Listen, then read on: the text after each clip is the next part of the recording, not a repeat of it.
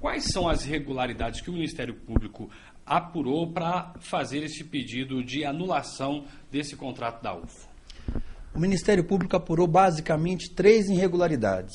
A ausência de licitação para a escolha do imóvel, já que é a licitação que permite a igualdade de acesso aos cidadãos na contratação com o poder público.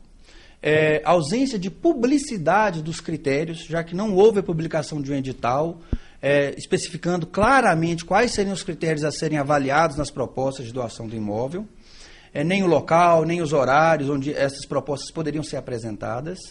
E a terceira irregularidade apontada na ação refere-se ao desrespeito aos motivos determinantes do ato. A Prefeitura alega que apenas o lote 4 teria informado que daria infraestrutura, água, luz, saneamento básico, para a instalação do campus, quando, na verdade, pelo menos o imóvel de número 6, a proposta número 6, também apresentou esses mesmos requisitos. E mais, outros proponentes afirmam que, já que não havia edital, eles informaram simplesmente a doação do imóvel, mas que, se fosse o caso, eles também se comprometeriam a fazer a infraestrutura. Ou seja, então nós teríamos aí pelo menos 5 ou 6 propostas, das 8 apresentadas, nos quais os proponentes cumpririam com o requisito da infraestrutura, o que a UFO alega que foi apenas uma. Então, esse motivo que é alegado, ele não existe. A suspeita é de que há favorecimento? Bem, o imóvel, a resposta que a Secretaria de Saúde, a resposta que a Secretaria de Educação nos apresentou à época, quando nós pedimos os primeiros pedidos de informação, foi de que a chefe do Poder Executivo Municipal estaria conduzindo o processo diretamente. Claro que a escolha de um terreno para uma universidade, a vinda de uma universidade para uma cidade é algo digno de atenção do prefeito. O problema é que, na medida em que parentes do prefeito participam desse processo, pleiteando terem os seus imóveis escolhidos, é inconcebível que o próprio prefeito, a própria prefeita no caso, diretamente cuide desse processo de licitação. Esse envolvimento da prefeitura, então, em princípio, ele é indevido. Só que isso não está sendo discutido nessa ação. Se houve esse favorecimento pelo Poder Executivo Municipal e pelos dirigentes da UFO, isso será objeto de uma apuração específica em um segundo momento. Apesar de o senhor citar essa questão nessa ação que foi encaminhada à Justiça Federal, doutor. Eu cito porque, como a questão do eventual favorecimento seria improbidade administrativa e é algo indisponível, constatada a irregularidade, o Ministério Público Federal é obrigado a tomar as providências, eu não poderia deixar de ou tomar as providências desde já, ou mencionar ao juiz por que eu estou deixando de fazê-lo.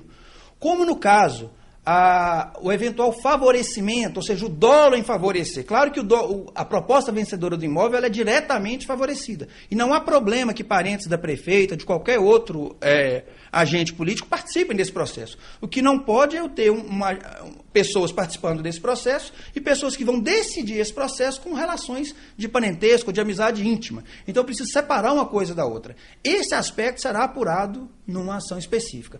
Os motivos que nós já apresentamos nessa ação, independentemente de ter ocorrido esse favorecimento de maneira dolosa, de maneira tendenciosa, independente de ter ocorrido isso, os motivos que nós apresentamos, da ausência de licitação, da ausência de publicidade e da não correspondência entre os motivos alegados para a escolha do imóvel e os motivos documentados no processo, essas 3 razões já são suficientes por si só para a anulação da escritura de doação e do processo de escolha. Agora o senhor está pedindo uma liminar. Caso a liminar não seja concedida, qual vai ser o posicionamento do Ministério Público? Recorrer ao Tribunal Federal da Primeira Região em Brasília e tomar todas as outras providências judiciais cabíveis, porque nós fundamentamos bastante essa ação, fomos bastante cautelosos, sabemos da implicação que essa ação tem e, como não poderia deixar de ser, sabemos da relevância da vinda de uma universidade, como a Universidade Federal de Uberlândia, para a cidade de Patos de Minas. Isso, na avaliação, como que seriam beneficiados essas pessoas que estão se propondo a doar esse terreno para a universidade?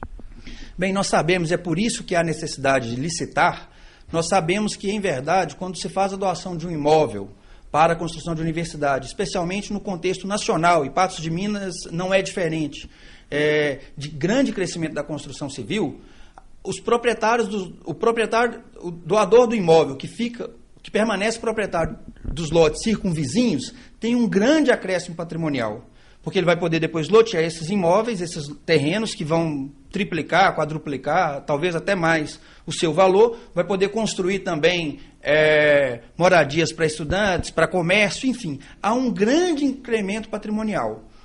Então é preciso, na verdade, essa pessoa não está doando, ela está ganhando ao contratar com a administração. Em sendo assim, e em havendo mais de um interessado, mais de um cidadão, já que somos todos iguais, interessados em contratar com o poder público, a administração deve ter um edital com normas claras, objetivas, para que seja escolhida a melhor proposta. Inclusive prevendo, nós defendemos isso na recomendação que fizemos à UF e na ação judicial, que a proposta vencedora tenha... Que a proposta vencedora preveja algum mecanismo de devolução de valores à UFO, porque o incremento patrimonial para o doador, em princípio, é muito grande, muito superior àquela perda inicial que ele tem com a doação do imóvel. Houve outras recomendações para outras cidades aqui da sua comarca quanto a isso? Também.